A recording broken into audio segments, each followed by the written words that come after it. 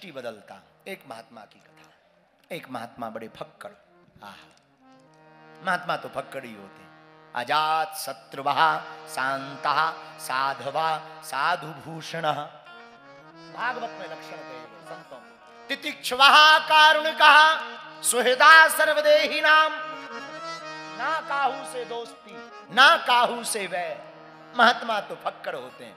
महात्माओं का ना तो दोस्ती ना, जो मिल गया सो राम भला, नहीं मिला सो घनश्याम भला, चले गए। एक महात्मा बड़े फक्कड़ महात्मा, जलेबी की दुकान पर जलेबी बनते देख रहे। सेठ को लगा भूखा है, पागल है। दुनिया वालों को भगवान का भक्त पागल ही नजर आता है, और आना भी चाहिए। अगर वो पागल ना दिखाई पड़े तो क्या खाक भक्ति हुई। जब लोग तुमको कहने लगे बड़े पागल हो गए, बाबरे हो गए, समझ जाना तुम इनके हो गए। जब ये दुनिया वाले तुम्हें ताने दें कि बड़े बागेश्वर धाम चिल्ला रहे, समझ जाना तुम बागेश्वर वालों के हो गए।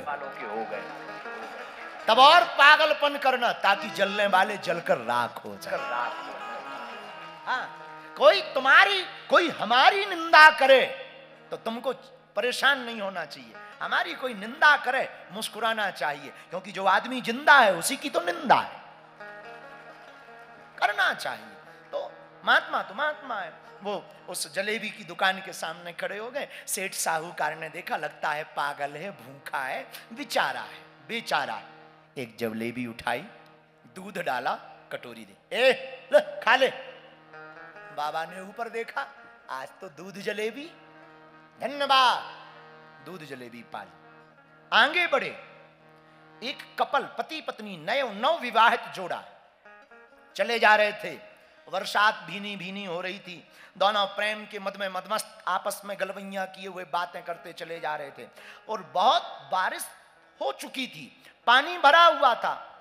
महात्मा ने कहा, आज तो बड़े भाग्य, आज तो हमको जो है दूध जलेबी खिलाई प्रभु। वाह वाह वाह, जय हो प्रियतम प्यारे, जय हो गोविंद नारायण। और नाचने लगे कि आज क्या रीझ गए हो, दूध जलेबी खिला रहे। और नाचने लगे तो नाचे जैसे ही तो पैर जमीन पर पड़े और उछटे तो पानी उछटा। तो जैसे ही पानी उछटा तो जो पति पत्नी जा रहे थे, उसकी पत्नी के ऊपर वो मेकअप पे पानी गिर गया। अब तो उसका पति आग बबूला, ए पागल, शर्म नहीं आती है, देखकर नहीं चल सकता, पानी तूने कीचड़ डाल दिया। एक जोर का चांटा महात्मा को मारा। महात्मा का एक्शन और रिएक्शन देखना। फिर ऊपर देखा, ओहो, पहले दूध जलेबी, फिर चमाटा।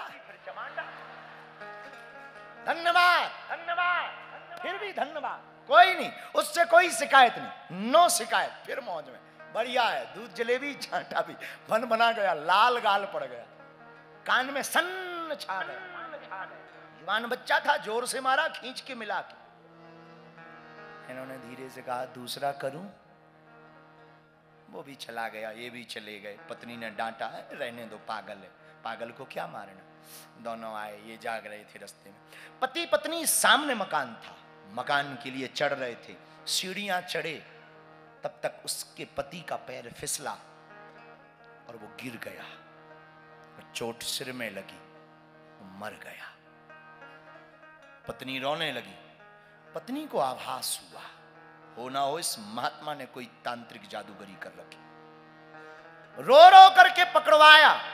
लोग सामू जुड़ गए, बहुत से लोग, परिवार के लोग आ गए, पड़ोसी आ गए। क्या बात है? लगता है उस महात्मा ने कोई करामात की है, पकड़ के ला। पकड़े गए महात्मा। लोगों ने पूछा कि तू कुछ जानता है? महात्मा बोले, हाँ मैं जानता हूं। क्या जानता है? भगवान को जानता हूं। एक बात बताओ, तुमने कोई तंत्र मंत्र चलाया है क्या? वो आदमी गिर के मर गया है। नहीं, हमने तो कोई तंत्र मंत्र, हम जानते ही नहीं, हम तो उसको वर जानते हैं।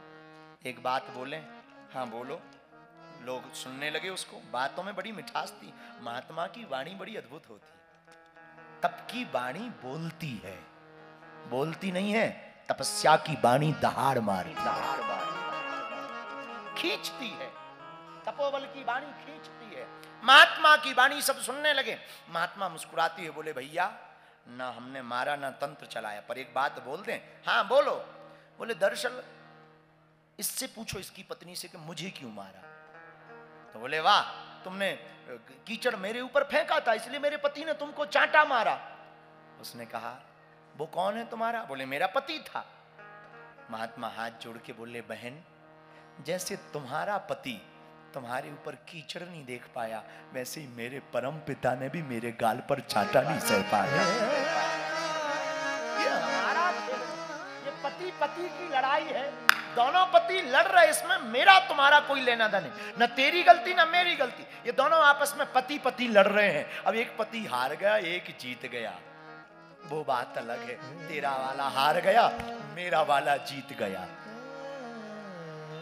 इसलिए याद रखना, सदगुरु वैद वचन विश्वासा, गुरु की कृपा जिस पर होती है वो थप्पड़ खाने में भी प्रभु की रजा समझता है, वो बुरी स्थिति को भी प्रभु की कृपा समझता है, वो बुरे समय को भी भगवान की अनुकंपा समझता। बुरा समय आए घबराना मत, परेशान मत होना पागलो कि हम बर्बाद हो गए, लुट गए। रख हौसला, तू तेरा मंजर भी आएगा, पासे के पास बैठ, एक दिन समंदर भी आएगा। बैठ तो, रख हौसला, तेरा एक दिन मंजर भी आएगा, पासे के पास बैठ, समंदर भी आएगा। थक कर न बैठ जाना न लौट जाना, ये मुसाफिर, मंजिल भी मिलेगी और जीने का मजा भी आएगा। विपरीत समय में भी भगवान को धन्यवाद दो, ईश्वर की कृपा है। बुरा मत मानना, हमें ऐसा बोलना चाहिए या नहीं, अपनी जिंदगी का हम अनुभव कहते हैं। हमारी जिंदगी में जब भी कुछ बुरा होता है हम प्रभु की कृपा समझते हैं। ये बहुत अभिमान नहीं, गुरु का प्रसाद है। हमें लगता गुरु ने हमारे को फिर से शिक्षा दी है कि धीरेन्द्र सावधान हो जाओ, सुधर जाओ, वरना सिधर जाओ, सुधर जाओ। गुरु का प्रसाद है, हम अपना कह सकते हैं, तुम्हारा नहीं कह सकते, हम अपना कह सकते हैं। लोग हमसे कहते कि आपने बहुत अभाव में जीवन जिया, हम कह सकते हैं कि अगर हमारी जिंदगी में अभाव ना होता तो आज हम प्रभु के प्रभाव में ना होते। हम एक दिन बैठे बैठे महाराज जी विचार कर रहे थे कि अगर हम अभाव में ना होते, प्रभाव में होते, तो होते किसी हॉस्टल में भर्ती, पढ़ रहे होते डीएड बीएड, कर रहे होते ऊंची पढ़ाई, जींस का पैंट, और ले रहे होते रेंज रोवर कार, बड़े बड़े सपने देख रहे होते, और जिस अवस्था में अभी हमें सोच रहे होते कि हम अपना कैरियर कैसे बनाएं। विचार करो, अगर गुरु कृपा नहीं होती, वो तो अभाव का ठीक था कि हमारे पिता ठीक काम नहीं करते थे, अभाव ठीक था कि हमें भिक्षा मांगनी पड़ी, अभाव ठीक था कि दुनिया में ने हमको दुत्कारा, अभाव ठीक था कि लोगों ने हमको दुत्कारा, अभाव ठीक था कि दुनिया ने हमारी अवहेलना की, कम से कम इसकी याद तो आई, इसके चरण पकड़ने का मौका तो मिला, वरना कहां मिलता। ये गुरु प्रसाद है, ये गुरु की कृपा है। इसलिए मेरे सज्जनों, मेरी आत्माओं, मेरे प्रियजनों, आज की कथा से सीख कर जाना है, हमें धर्म और अध्यात्म को प्रोफेशनल नहीं बनाना, इमोशनल बनाना।